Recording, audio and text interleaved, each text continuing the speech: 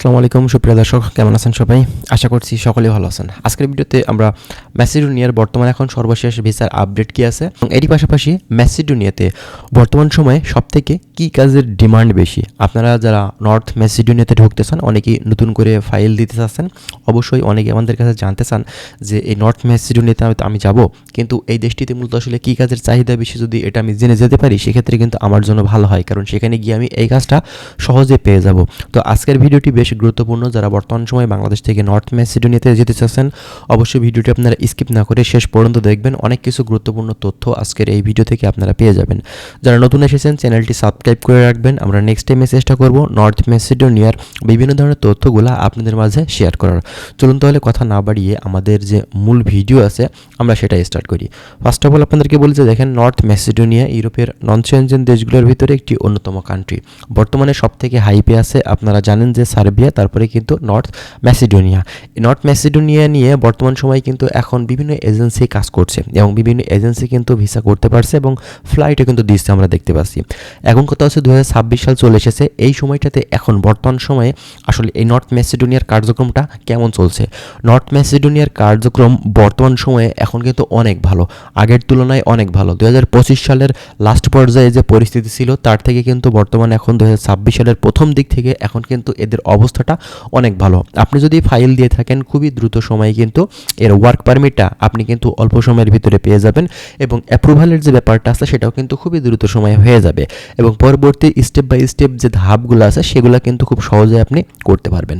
এখন আসেন north ম্যাসিডোনিয়ার embassy বাংলাদেশে কি আসার কোনো ওয়ে আছে কিনা বা আপনার আসবে কিনা। দেখেন, এখন পর্যন্ত এই ধরনের অফিসিয়াল কোনো আপডেট আমরা এখনও পাইনি যে নর্থ ম্যাসিডোনিয়ার এম্বাসিটা বাংলাদেশে আসবে। তো এটা নিয়ে আমাদের মাথা ব্যথা নেই, কারণ আমাদের ভিসাগুলো যেহেতু আমরা ইন্ডিয়া আরও অন্যান্য কান্ট্রি থেকে করতে পারছি, সেজন্য কিন্তু এটা বাংলাদেশে আসলেও আমাদের জন্য ভালো হয়, না আসলেও কিন্তু বর্তমান সময়ে সমস্যা নেই।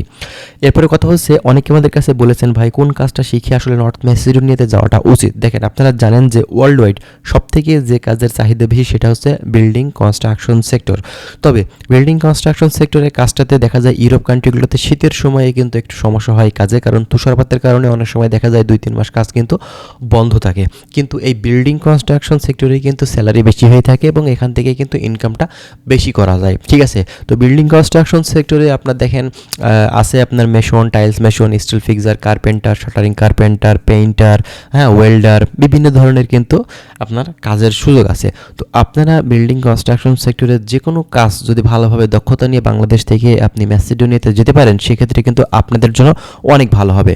এই নর্থ ম্যাসিডোনিয়ার বর্তমান সময়ে কিন্তু প্রসেসিং কালটা খুবই কম বর্তমানে এখন 2026 সালে প্রথম দিক থেকে, কারণ প্রতি বছরের ন্যায় কিন্তু এবছরেও কার্যক্রমটা খুবই দ্রুত সময়ে হবে।